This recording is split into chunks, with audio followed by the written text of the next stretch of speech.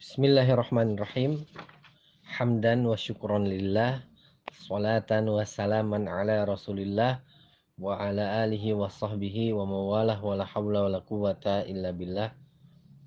Saudara-saudaraku sekalian, kaum muslimin rahimakumullah. Kita lanjutkan pembahasan kitab Durusun fi Ramadan karya Syekh Abdul Aziz Ar-Rajihi. Sekarang kita masuk halaman 25, Atwarus Siyam. Fase-fase atau periode kewajiban berpuasa. Di dalam pembahasan ini, Syekh menyebutkan 3 tahapan atau periode dari kewajiban berpuasa. Mulai dari seorang hamba boleh memilih antara berpuasa dan juga berbuka, disertai dengan memberikan makan kepada seorang miskin setiap harinya yang dia berbuka padanya. Kemudian fase yang kedua adalah kewajiban puasa dengan wajib kepada orang yang mukim, yang sehat, yang mampu dan juga terkena beban syariat. Akan tetapi ketika tiba waktunya berbuka dan matahari telah tenggelam, maka batasannya kalau dia tertidur walaupun belum berbuka, maka ya tetap dia tidak boleh berbuka sampai malam hari berikutnya. Ini fase yang kedua. Atau juga batasan lainnya adalah setelah sholat isya. Ya, diharamkan atasnya berbuka atau makan dan minum, juga mendatangi istrinya sampai malam selanjutnya. Maka di fase yang kedua ini terjadilah kesulitan dan yang menjalaninya sangat berat. Ya, sangat memberatkan orang yang menjalaninya. Kemudian fase yang ketiga yaitu dibolehkannya makan dan minum juga mendatangi perempuan pada malam bulan Ramadan ketika bulan puasa tersebut, dari waktu terbenamnya matahari sampai terbitnya fajar shadiq. Ya, ini fase yang ketiga yang sampai saat ini kita disyariatkan dengan syariat ini. Ikhwani fiddin, azani Allah wa iyyakum ajmain. Tentunya Allah Subhanahu wa taala memberikan hikmah yang sangat agung di dalam pensyariatan Ramadan ini, puasa bulan Ramadan dengan periode-periodenya. Ya, sehingga tidak sekaligus berangsur-angsur turunnya syariat puasa tersebut, dan ini sesuai dengan hikmah dan rahmat yang cocok bagi keadaan-keadaan hambanya. Maka Syekh menyebutkan periode yang pertama pensyariatan dari puasa Ramadan yaitu takhyirul abdi bainal siyami wa bainal iftari wal it'ami an kulli yaumin miskinan. Seorang hamba boleh memilih antara dia berpuasa atau berbuka dan juga memberikan setiap hari selama dia berbuka satu orang miskin makanan. Tapi dalam periode yang pertama ini tentunya berpuasa lebih utama. Ini berdasarkan firman Allah Subhanahu wa taala, wa 'alal ladzina yutiqunahu fidyatun ta'amu miskin. Dan kepada orang-orang yang berat untuk menjalankannya, hendaklah dia membayarkan fidyah berupa memberikan makanan kepada satu orang miskin. Faman tatawwa'a khairan fahuwa khairul lah. Barang siapa yang rela hati menjalankannya, menjalankan kebaikan, maka itu lebih baik baginya. Maksudnya berpuasa. Wa antasumu khairul lakum. Dan untuk berpuasa ini lebih baik baginya, bagi kalian. In kuntum ta'lamun. Agar kalian mengetahui. Ya, seandainya kalian mengetahui. Nah ini. Surat Al-Baqarah ayat 184.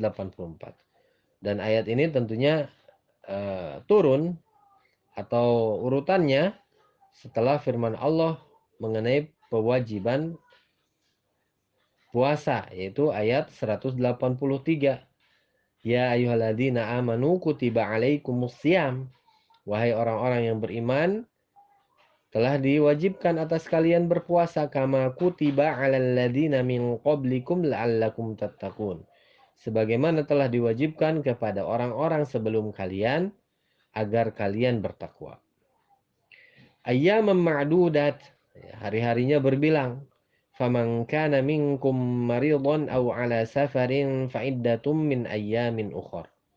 Dan barang siapa di antara kalian yang dalam keadaan sakit atau dalam perjalanan, maka gantinya di hari-hari yang lain. Surat Al-Baqarah ayat 183 sampai 184. Ini periode pertama. Jadi seorang hamba boleh memilih walaupun puasa lebih utama baginya.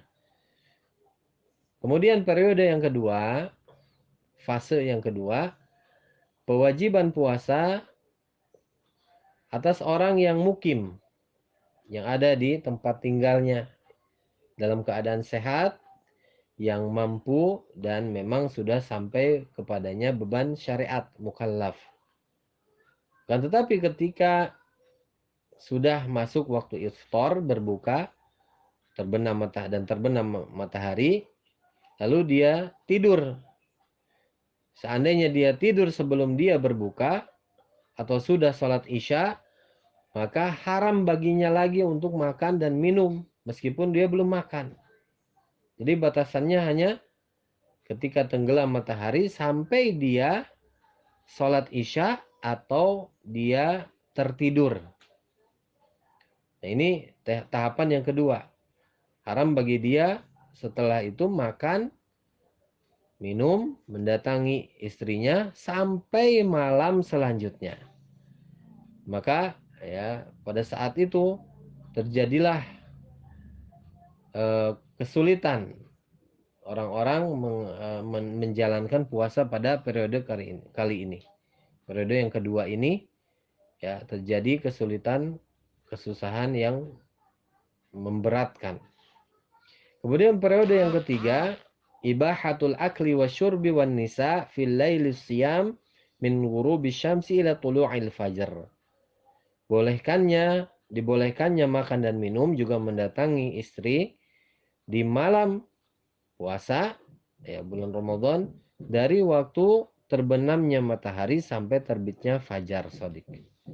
Dan Allah Subhanahu wa taala menurunkan di dalam fase yang ketiga ini adalah firman-Nya, "Uhilla lakum lailatas siyamir rafathu ila nisaikum."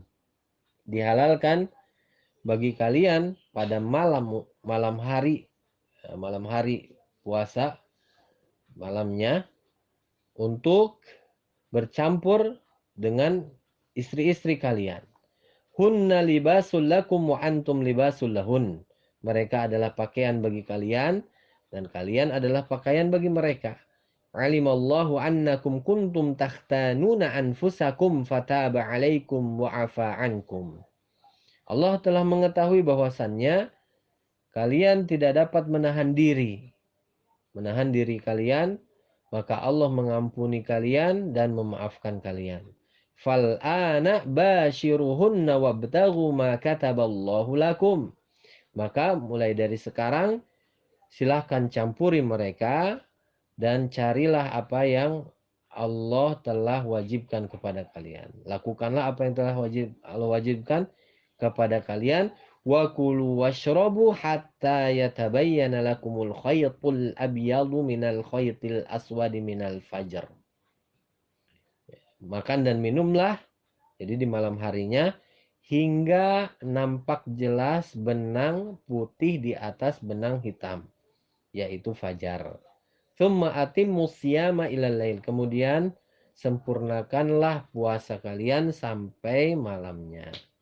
Di surat Al-Baqarah ayat 187 ini dalil untuk fase atau periode yang ketiga.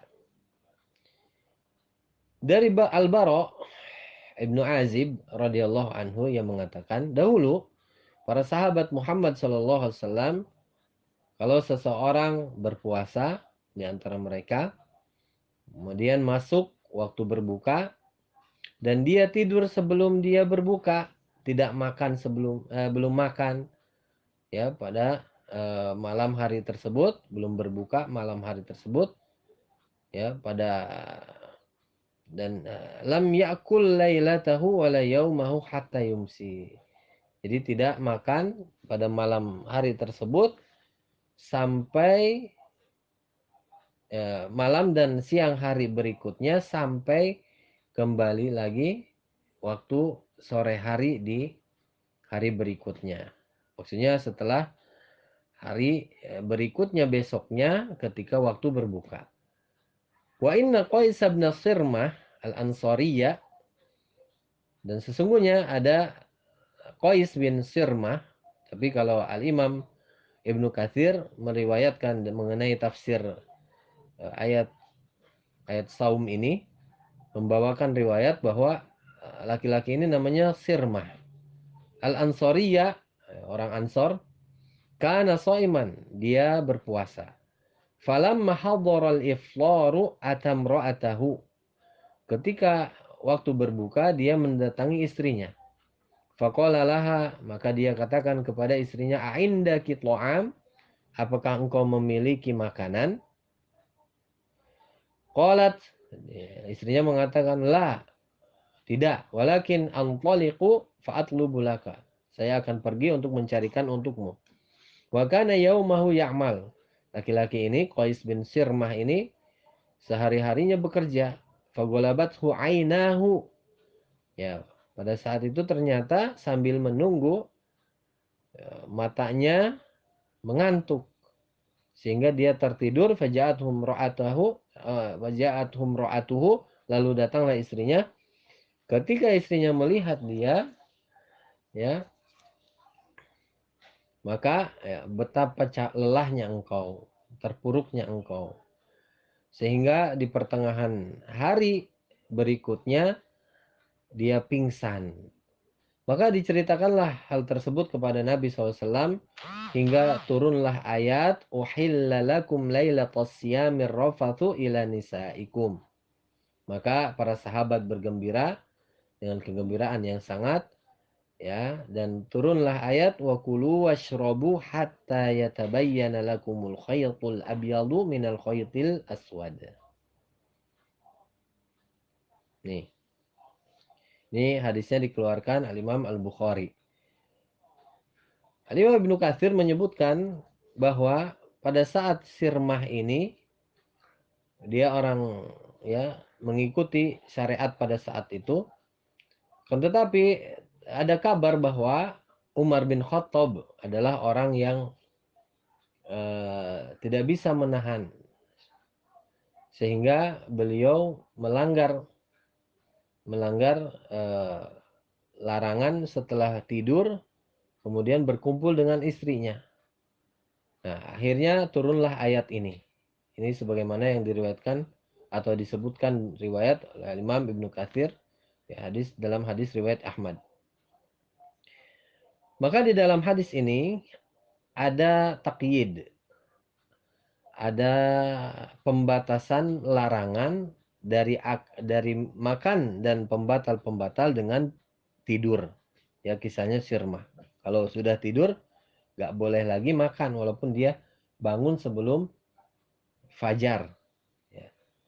Kemudian ada pembatasan yang lain, larangan dari pembatal-pembatal tersebut dari hadisnya Ibnu Abbas radhiyallahu anhuma dengan sholat isya, sholat atamah, dikeluarkan oleh Al-Imam Abu Daud dengan lafad kana nasu ala ahdin Nabi sallallahu alaihi wasallam. Dahulu manusia, para sahabat di zamannya Nabi sallallahu alaihi wasallam, idza shallul atamah haruma alaihimut ta'am wasyarabu wan nisa. Diharamkan bagi mereka ya apabila sudah sholat atamah, sholat isya, diharamkan atas mereka makan, minum dan mendatangi istri mereka. Wasomu ilal qabilah, dan mereka saum puasa kembali sampai ke hari berikutnya. Ini hadisnya dikeluarkan Imam Abu Daud dalam Kitabus Shaum. Babu mabda'i fardhis siyam. Bab permulaan diwajibkannya puasa. Dan dari Salamah Ibnul Aqwa radhiyallahu anhu yang mengatakan, "Lamma nazalat hadhil ayah wa 'alal ladzina yutiqunahu fidyatun ta'amu miskin." Ketika turunnya ayat ini, wa 'alal ladzina yutiqunahu fidyatun ta'amu miskin. Dan atas orang-orang yang berat menjalankannya membayarkan fidyah. Wajib bagi orang yang berat menjalankan puasa membayar fidyah satu orang miskin, memberikan makan kepada seorang miskin. Man syaa'a shoma wa man syaa'a aftara. Orang yang berkehendak berpuasa, dia puasa, dan yang menginginkan berbuka, berbuka. Faftada bi ta'ami miskin. Maka orang yang berbuka, dia membayar fidyah dengan memberikan makan kepada satu orang miskin. Hatta unzilat hadhil ayah. Hingga turunlah ayat ini, faman syahida minkumus syahra falyasumhu. Hadis riwayat Imam Muslim. Dan dengan nas-nas ini, dalil-dalil ini, jelaslah bahwa alladhi istaqarrat alaihi syari'atu fi siyami Ramadan huwa wujubus shaum 'alal mukallafil qadiris sahih al-muqim hatman. Wala yajuzu lahul fitru fi nahari Ramadan wa anna Allah abaha al-fitra lis-saimi fi lailatis siyam min ghurubi syamsi ila tulu'il fajar. Nah, sekarang tetaplah ya penetapan syariat Islam, syariat yang kita laksanakan sekarang, telah tetaplah syariat ini mengenai saum atau puasa Ramadan, yaitu wajibnya berpuasa bagi mukallaf yang mampu, yang sehat, yang mukim, ya, diwajibkan atasnya. Dan tidak boleh bagi dia berbuka pada siang hari Ramadan. Dan bahwa Allah membolehkan berbuka bagi orang yang berpuasa pada malam harinya dari tenggelam matahari sampai ke terbitnya fajar. Inilah karunia dari Allah Subhanahu wa taala. Maka kita bersyukur kepada Allah terhadap syariatnya yang Allah telah memudahkan, memberikan kepada kita anugerah, kelembutan, dan pahala yang besar untuk hamba-hambanya yang beriman. Walhamdulillahi rabbil alamin. Wa sallallahu wa sallama ala nabiyyina Muhammadin wa alihi wa sahbihi ajma'in.